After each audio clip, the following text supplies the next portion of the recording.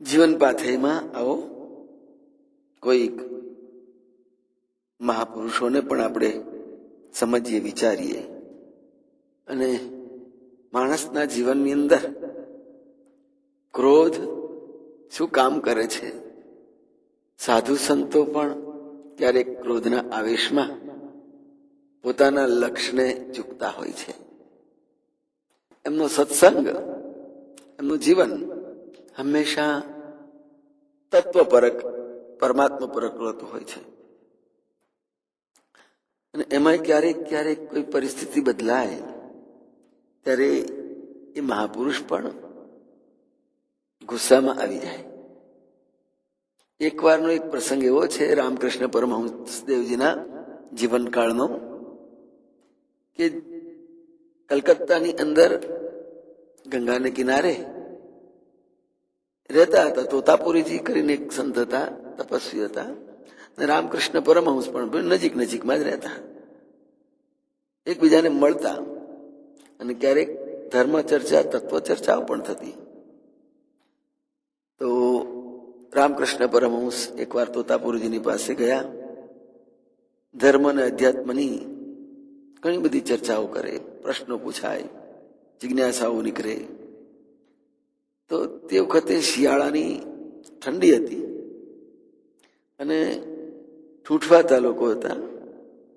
એટલે સાંજના સમયમાં એક પાસે ધૂણી સળગાવીને રાખતા હતા.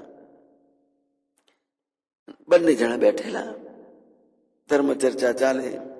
અને એ સમયે બાગનો માળી ત્યાં આવ્યો અને આવીને એણે એ ધૂણીમાંથી પોતાની ચિલમ ભરી. ચિલમ ઉકાની ભરવા માંડી.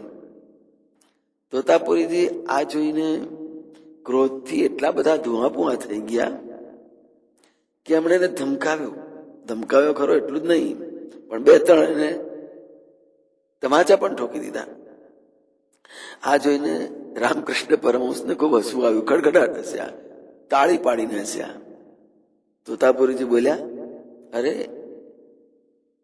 આ માળીએ પવિત્ર સાધનાની આપણી ધૂણીમાંથી ચલમ ભરી. શું આ ઘૃષ્ટતાનું કાર્ય કર્યું એણે? આપ એને ધમકાવાને બદલે હસી રહ્યા છો તમે?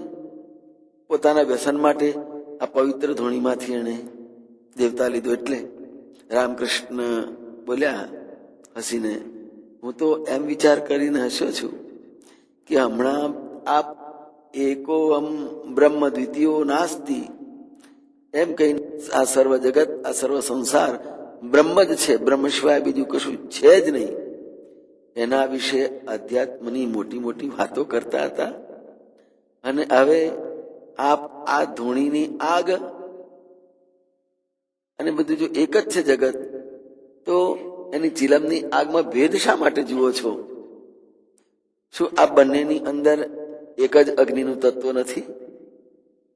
તોતાપુરીને રામકૃષ્ણ પરમહંસની વાત સમજાઈ ગઈ અને શાંત થઈ ગયા.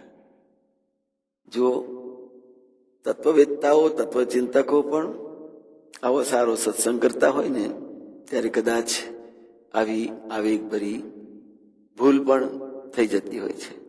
જય મહારાજ.